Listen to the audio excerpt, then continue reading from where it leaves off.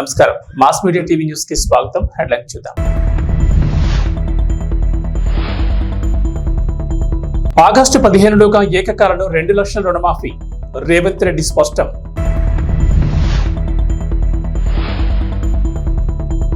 CM Jagan పై దాడి కేసులో కొనసాగుతున్న విచారణ.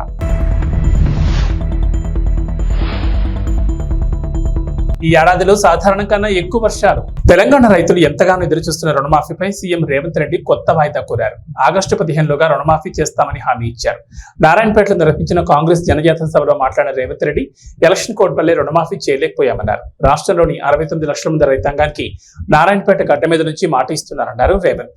మహిళలకు ఉచిత బస్సు ప్రయాణం, 500కే గ్యాస్ సిలిండర్ అమలు చేసిన విధంగానే రైతులకు ఏకకాలంలో 2 లక్షల రుణమాఫీ చేసి తీరుతామన్నారు. ఇక వరి ధాన్యానికి 500 రూపాయల బోనస్ సైతం వచ్చే సీజన్ నుంచి ఇస్తామన్నారు రేవంత్. బోనస్ ఇచ్చి చివరి గింజ వరకు కొనుగోలు చేస్తామన్నారు. మహబూబ్ నగర్ పార్లమెంట్ లో కాంగ్రెస్ ను గెలిపించాలని కోరారు రేవంత్ రెడ్డి. తన ఇంట్లో తప్పు జరిగితే జాతీయ స్థాయిలో చెప్పుకునే పరిస్థితి ఉండదన్నారు. తనను పడగొట్టేందుకు కుట్రలు జరుగుతున్నాయని మరోసారి ఆరోపించారు. కార్యకర్తను పార్టీ ఆదేశాలను తూచా తప్పకుండా పాటిస్తాను. కార్యకర్తల నమ్మకాన్ని ఎప్పుడు వమ్ము చేయను. కార్యకర్తలు కూడా ఒకవేళ కోరుకుంటే ఏది జరగాల్సి ఉంటే అది డెఫినెట్ గా జరుగుతుంది.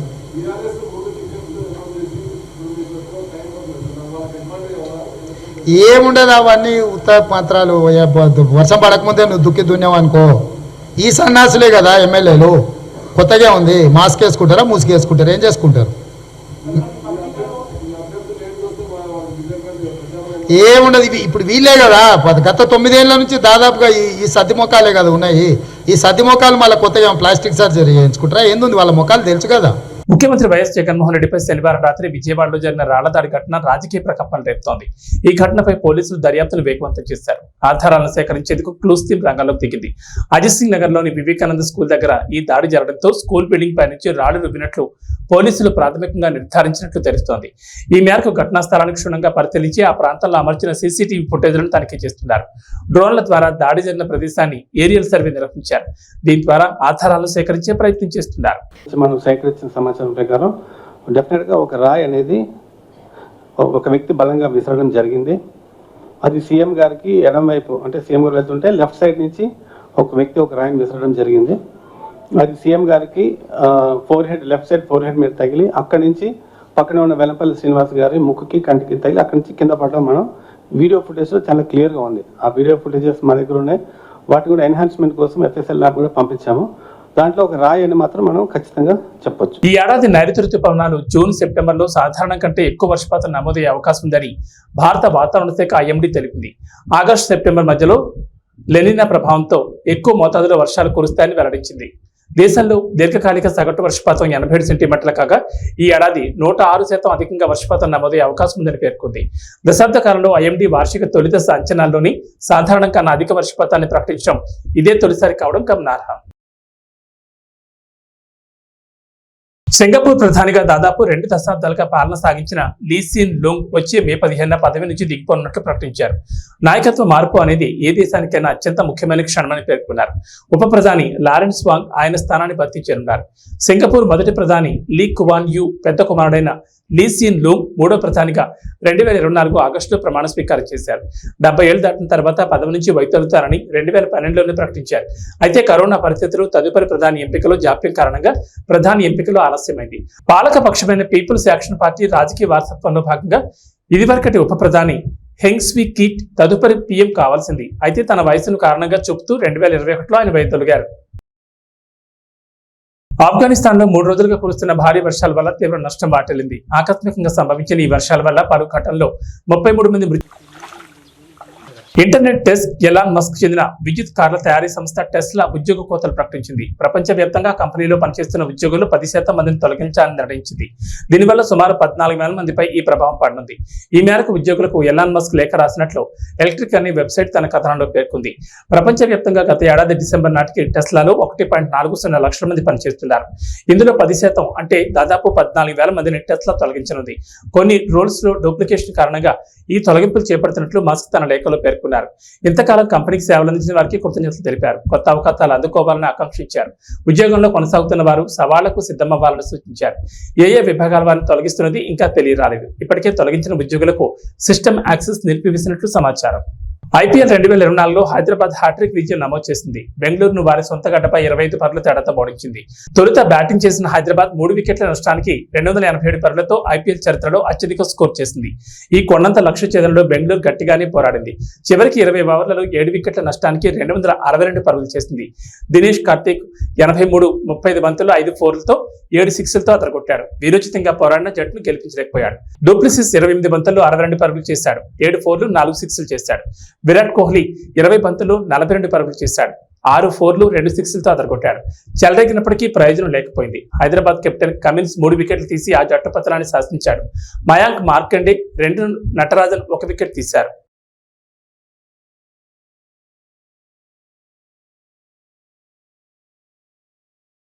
విమానం ఎక్కాలనేది చాలా మంది కల. చిన్నతనం నుంచి ఆకాశంలో విమానం వెళ్తుంటే భూమిపైన చూస్తూ ఎప్పటికైనా ఆ విమానంలో ఎక్కి ప్రయాణించాలని ఎంతో మంది ఊహల్లో విహరిస్తూ ఉంటారు. ఒకప్పుడు ధనికులు సంపన్నులకు మాత్రమే ఎక్కే అవకాశం ఉండే విమానాలు కొద్దిగా మధ్యతరగతి ప్రజలకు కూడా అందుబాటులోకి వస్తున్నాయి. ఇక 150 రూపాయలకే విమాన టికెట్ ఇస్తున్నారంటే పేదలు కూడా ఎక్కేందుకు ఎగబడతారు. విమానం ఎక్కాలని కోరిక ఉన్నవారు డబ్బులు లేకుండా ఎలాగోలా పోగేస్తారు. 150కి విమానం టికెట్ ఏంటి అని ఆశ్చర్యపోతున్నారా? సామాన్యులు కూడా విమాన ప్రయాణాన్ని అందుబాటులోకి తీసుకురావాలని కేంద్ర ప్రభుత్వం నిర్ణయించింది. ఇందులో భాగంగానే అనేక చర్యలు చేపట్టింది. దేశంలోని చిన్న నగరాలకు కూడా విమానాలు నడిపి వాటిని సామాన్య ప్రజలకు కూడా ఫ్లైట్ ఎక్కించాలని కేంద్రం రకరకాల పథకాలను ప్రారంభించింది. ఈ నేపథ్యంలోని దేశంలోని కొన్ని రూట్లలో కొన్ని విమానయాన సంస్థలు అతి తక్కువ ధరకే విమానాలు నడుపుతున్నాయి. ఈ నేపథ్యంలోని అలయన్స్ ఎయిర్లైన్స్ 150కే విమాన టికెట్ అందుబాటులోకి తీసుకొచ్చింది. అస్సాంలోని లీలాబారి నుంచి తేజ్పూర్ నగరాల మధ్య అలయన్స్ ఎయిర్లైన్స్ కేవలం 150 రూపాయలకే అందిస్తోంది. లీలాబారి నుంచి తేజ్పూర్ నగరాల మధ్య 186 కిలోమీటర్ల దూరం ఉంది.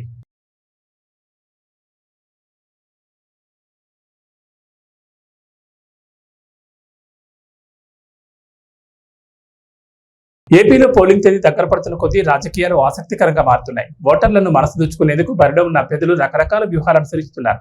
అలాగే తమ పార్టీలోని అసంతృప్త నేతలను కలుస్తూ వారి మద్దతు కూడగట్టుకునేందుకు ప్రయత్నిస్తున్నారు. వీలైతే ప్రముఖులను కూడా కలిసి వారి మద్దతు కూడగట్టుకుంటున్నారు. ఈ క్రమంలోని అనకాపల్లి ఎంపీ స్థానానికి బీజేపీ నుంచి బరిలో ఉన్న సీఎం రమేష్ కొణిదెల చిరంజీవిని కలిశారు. చిరంజీవి కలిసి ఆయన మద్దతు కోరారు. శ్రీ సరస్వతి శిశు మందిర్ ఇంగ్లీష్ మీడియం పాఠశాల గజ్వేల్ నందు ఆర్ఆర్ ఆయుర్వేదం ఔషధాన్ని పంపిణీ చేయడం జరుగుతోంది. ఈ కార్యక్రమంలో పాఠశాల ప్రిన్సిపల్ హరిణ పవన్ మరియు డాక్టర్ నరేష్ బాబు పాల్గొన్నారు. ఈ సందర్భంగా మాట్లాడుతూ 6 నెలల పిల్లల నుంచి 16 సంవత్సరాల పిల్లల వరకు కూడా వేయొచ్చని అన్నారు. దీని యొక్క ఉపయోగాలు ఏంటంటే పిల్లల్లో రోగనిరోధక శక్తి, స్మరణ శక్తి, గ్రహణ శక్తి మరియు జ్ఞాపక శక్తిని పెంచుతుందని, మేధాశక్తిని, జ్ఞాపక శక్తిని పెంచుతుందని, మేధాశక్తిని, సమగ్రమైన శరీర కాంతిని, బలాన్ని పెంపొందిస్తుందని, శారీరక మానసిక ఎదుగుదలకు సహాయపడుతుందని అన్నారు.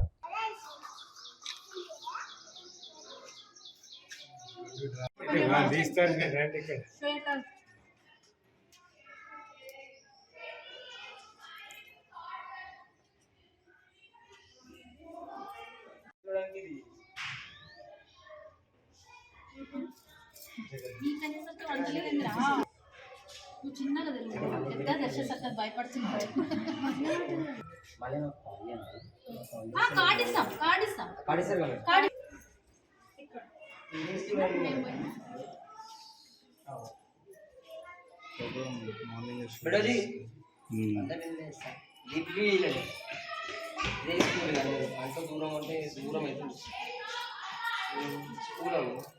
సరస్వతి శిశు మందిర్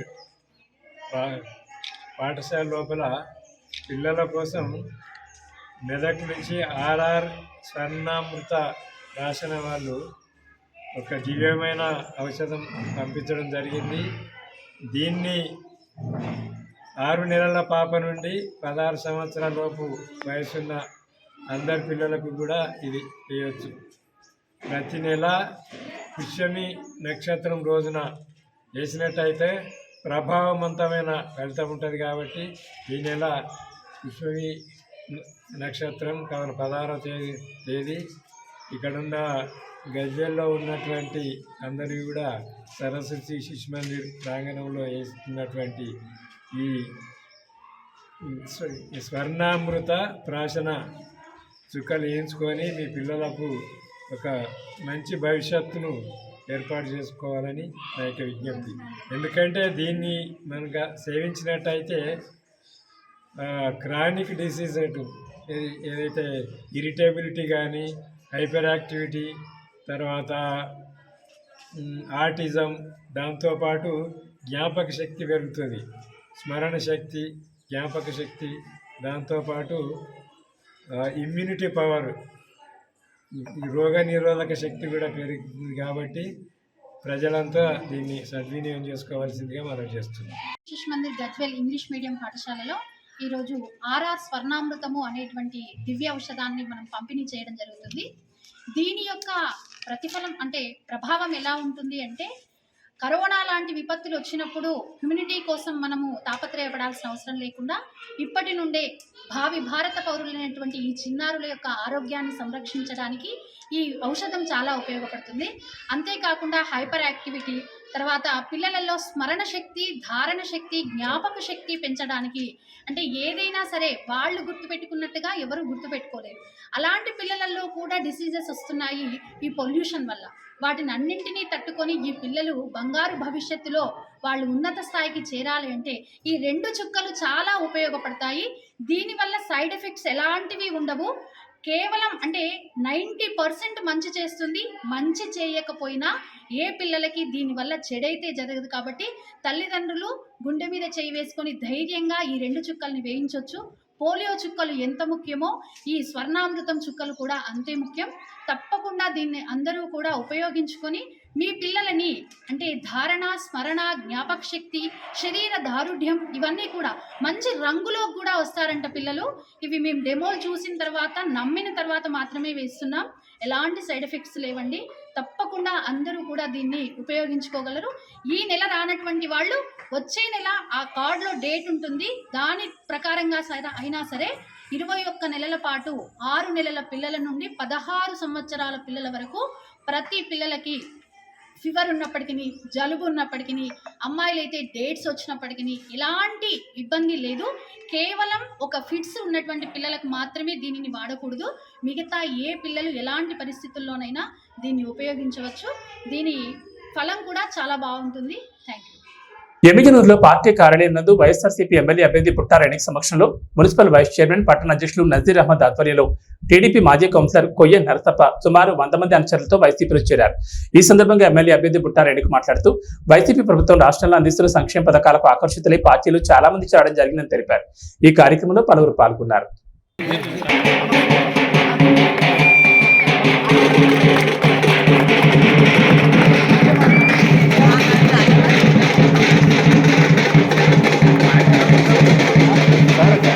వచ్చి పెట్టి తిరుగు ఎవడా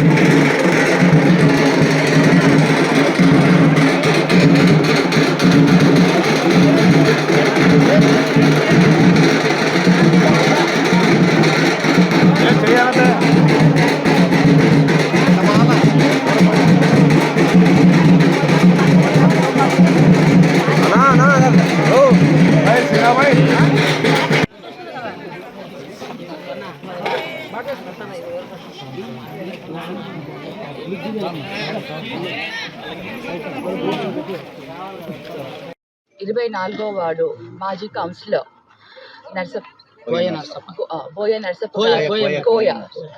నరసప్ప గారు ఈరోజు వారి బృందంతో వచ్చి ఇక్కడ జాయిన్ అవ్వడం జరిగింది. మరి ఈరోజు మా అందరి సమక్షంలో నజీర్ గారు, మరి రుద్రగౌడ్ అన్న, కార్పొరేషన్ చైర్మన్ మీ అందరికీ తెలుసు అన్న, మరి మీ అందరూ ఈ సమక్షంలో ఇవాళ ఏదైతే జగనన్న చేస్తున్న సంక్షేమ పథకాలు ఉన్నాయో ఆ సంక్షేమ పథకాలకు ఈరోజు మహిళలు అందరూ కూడా పెద్ద ఎత్తున ఆనందం వ్యక్తం చేస్తున్నారు. వారికి మళ్ళీ జగనన్న ప్రభుత్వమే కావాలంటున్నారు. ఇలాంటి లీడర్స్ కూడా అందరూ కూడా ముందుకు వస్తున్నారు. బికాజ్ జగనన్న ప్రభుత్వంలో జరిగే సంక్షేమ పథకాలు కానివ్వండి, మంచి పనులు కానివ్వండి, అభివృద్ధి కానివ్వండి, ఎటువంటి వివక్షత లేకుండా, ఎటువంటి డిఫరెన్సెస్ లేకుండా ఇవాళ ఒక రూలింగ్ అంటూ జగనన్న చేసిన ఈ 5 సంవత్సరాల పరిపాలనకు అందరూ కూడా హర్షం వ్యక్తం చేస్తూ ఈరోజు వైసీపీలో జాయిన్ అవుతున్నారు అంటే అర్థం చేసుకోండి. ఇవాళ మార్నింగ్ నుంచి పొద్దున్న నుంచి ఎంతోమంది చాలామంది టీడీపీ నుంచి వైసీపీలోకి వాళ్ళ మా ఆధ్వర్యంలో జాయిన్ అవ్వడం జరిగింది. సో ఇది ఒక మంచి శుభ పరిణామం. మరి ఇంకా ప్రజలందరూ కూడా మేము వెళ్తున్నప్పుడు కూడా ఎక్కడికక్కడ హర్షం వ్యక్తం చేస్తున్నారు. ఇవన్నీ కూడా జగనన్న చేస్తున్న పరిపాలనకు ఇవన్నీ ఒక నిదర్శనం. ఇవన్నీ కూడా ఇదంతా కూడా మాకు కూడా చాలా ఆనందంగా ఉంది. క్యాండిడేట్స్ గా కర్నూలు జిల్లా డోన్ మండలంలోని ముడుమలపాడు గ్రామంలో ఎన్నికల ప్రచారంలో భాగంగా జనసేన పార్టీ కార్యాలయాన్ని కోట్ల జయసూర్య ప్రకాష్ రెడ్డి చేతుల మీదుగా రిబ్బన్ కట్ చేసి ప్రారంభించారు. ఈ కార్యక్రమంలో కోట్ల గ్రామ సర్పంచ్ రాధమ్మ ప్రచారంలో పాల్గొన్నారు. రాబోయే ఎన్నికల్లో తెలుగుదేశం పార్టీకి ఓట్లు వేసి గెలిపించాలని కోరారు.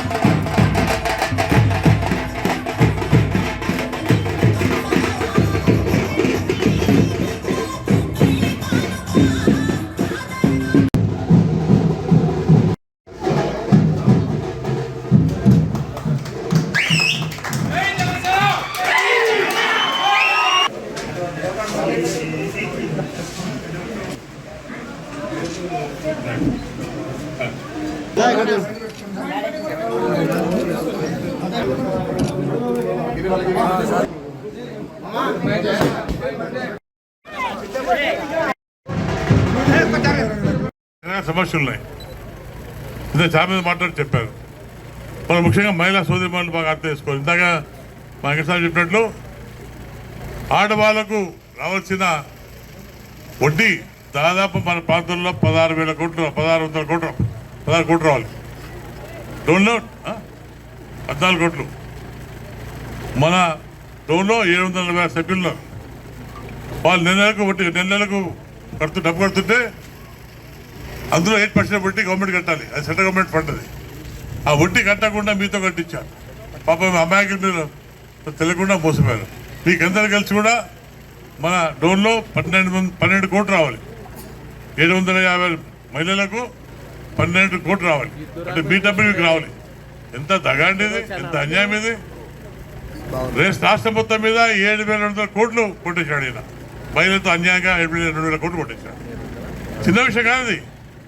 మీరు సంపాదించి కట్టుకున్న డబ్బులతో మీకు రావాల్సిన వడ్డీ రేటు రాకుండా మొత్తం ఆయన కొట్టేసినట్టే ఎంత పాపాత్మ ఒకసారి రాసుకోండి. మళ్ళీ మీ మంత్రి ఏం చేస్తున్నాడు? ఫైనాన్స్ మంత్రి. ఆయన తెలిసి మోసం చేశాడు. నిన్న మొన్న మాకు బయటపడ్డది. ఇంకా చాలా బయటపడుతున్నాయి. రోజుకొక సమస్య మేము ముందుకు తీసుకొస్తాం.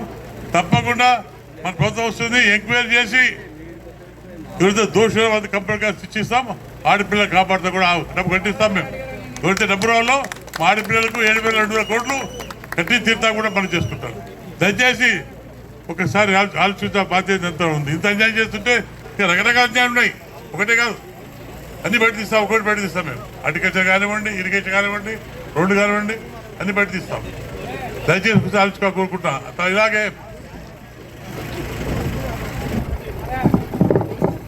యాంకర్ అండ్ ఆర్టిస్ట్ కళను నేర్చుకుంటే ఎంతో గౌరవ ఆదరాభిమానాలు ఆనాడు ఉండేవని, సమాజంలో మహోన్నత గౌరవం ఆ రోజుల్లో దక్కేదని, ప్రస్తుతం కాలక్రమేణా ఎందరో మహోన్నత చిత్రకారులు మనకు దూరం అవుతున్నారని, చిత్రకళకు ఆదరణ తగ్గిపోయిందని, లేటెస్ట్ డిజిటల్ కంప్యూటర్ టెక్నాలజీ ద్వారా ఎన్నో చిత్ర రూపాలను సృష్టిస్తున్నారని అన్నారు. ప్రపంచ కళా దినోత్సవం ఏప్రిల్ 15న ప్రపంచ వ్యాప్తంగా నిర్వహిస్తారని, సృజనాత్మకతపై ప్రపంచ వ్యాప్తంగా అవగాహన కల్పించడం కోసం ప్రపంచ కళల అసోసియేషన్ ఈ దినోత్సవం నిర్ణయించింది. ఇటలీకి చెందిన చిత్రకారుడు లియోనార్డో డావిన్సీ గౌరవార్థం ఆయన పుట్టినరోజైన ఏప్రిల్ 15న ప్రపంచ కళా దినోత్సవంగా ప్రకటించారని పశ్చిమ గోదావరి జిల్లా Bhimavaram painter and artist association అధ్యక్షుడు పరిమి రామకృష్ణ అన్నారు. ఏప్రిల్ 15న ప్రపంచ కళా దినోత్సవం సందర్భంగా మీడియాతో మాట్లాడుతూ ముందుగా చిత్ర కళాకారులను ఆదరించే ప్రతి ఒక్కరికి అభినందనలు తెలిపారు. ప్రస్తుతం ఎంతో మంది మహోన్నతమైన కళాకారులు ఉన్నారని, వారి జీవన ఉపాధి లేక ఆర్థిక ఇబ్బందులతో జీవనం సాగిస్తున్నారని, చిత్ర కళాకారులను, ఆర్టిస్ట్ కార్మికులను ప్రభుత్వం ఆదుకోవాలని కోరారు. చిత్ర కళాకారులను, ఆర్టిస్ట్ కన్మరుగు కాకుండా ప్రభుత్వాలు ముందుకొచ్చి జీవనోపాధి కల్పించాలని ఆవేదన వ్యక్తం చేశారు. నా ఊపిరినంత కాలం పెయింటర్స్ అండ్ ఆర్టిస్ట్ అసోసియేషన్ సమస్యలను ప్రభుత్వం దృష్టికి తీసుకెళ్లి తగు న్యాయం కోసం పోరాడతారని పరిమి రామకృష్ణ అన్నారు.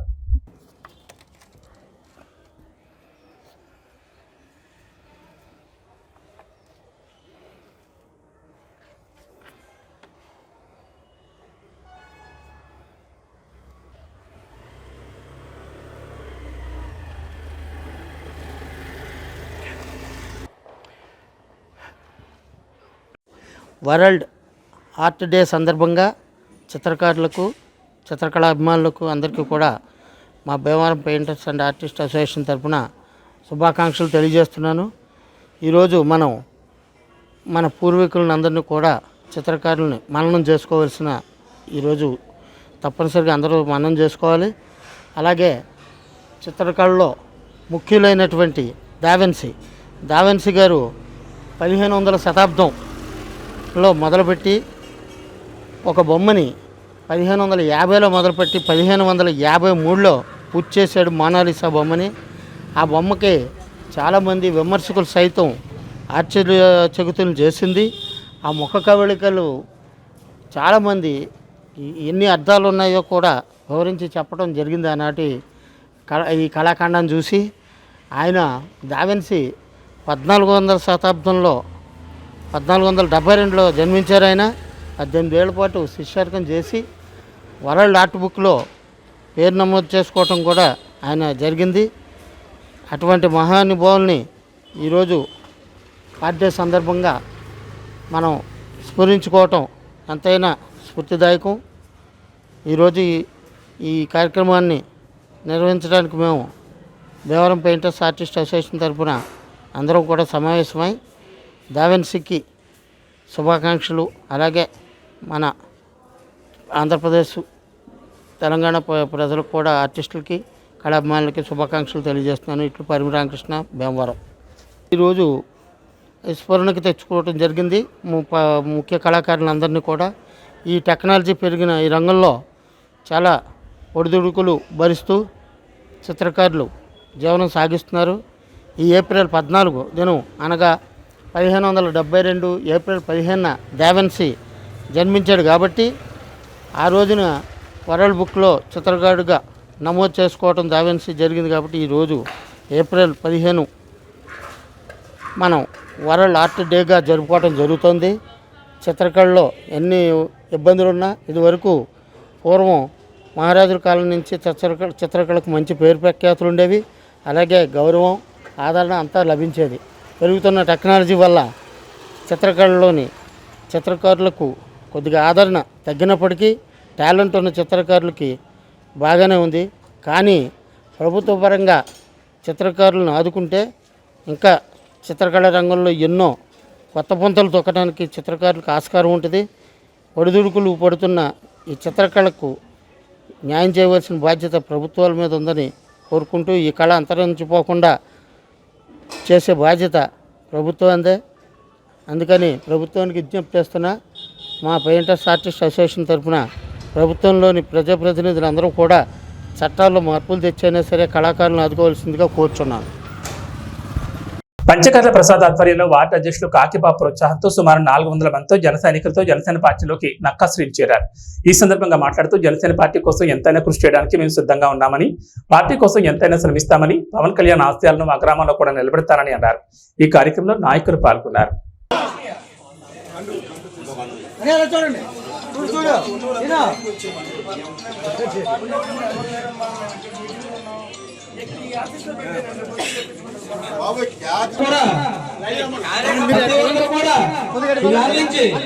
జన సైనికులు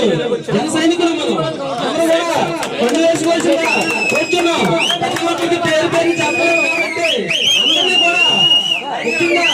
శివకుమార్ రావాలి. మీరు పేరు పేరు అందరూ పిలుస్తారు. ముందుకు వచ్చి మండపాలు వేసుకోవాల్సిందిగా వచ్చాను.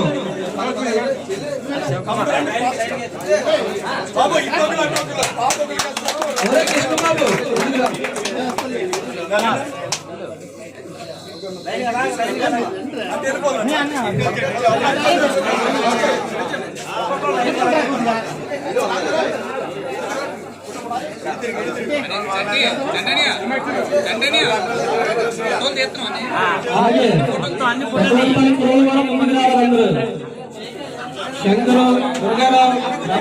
ఏబీ బులెటిన్ శిష్య నమస్కారం.